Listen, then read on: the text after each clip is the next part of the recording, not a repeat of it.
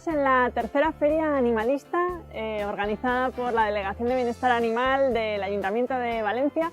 Felices por participar en esta iniciativa que, bueno, sobre todo pretende visibilizar lo que hacen las asociaciones del mundo animalista por los animales y también, en nuestro caso, lo que hacemos con los animales para dar apoyo a las personas que más lo necesitan.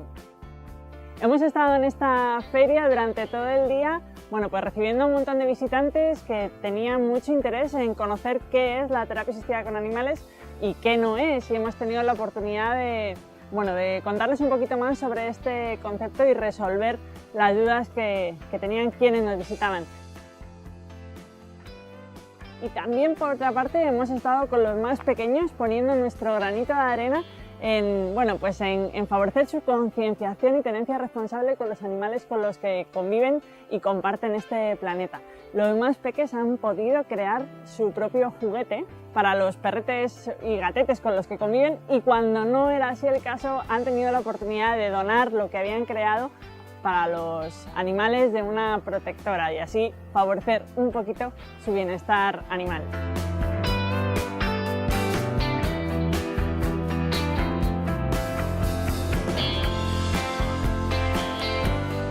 Espacio Acabay de esta tercera feria animalista hemos podido, aparte de resolver muchas dudas, hemos informado a mucha gente sobre los cursos de formación que hacíamos. También ha venido muchas personas interesadas en el voluntariado y en cómo poder colaborar con la Fundación, y otras personas interesadas en participar en nuestros programas.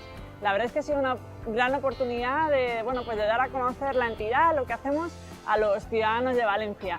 Encantados de haber recibido la visita de todas las personas que habéis pasado por aquí durante todo el día. Muchas gracias. Estamos muy contentos de formar parte de esta iniciativa y ver cómo cada vez más Valencia se va convirtiendo en una ciudad más amable con los animales con los que convivimos. Siempre que podamos, desde la Fundación Acabay, formaremos parte de esta iniciativa y de todas las que se promuevan en esta dirección.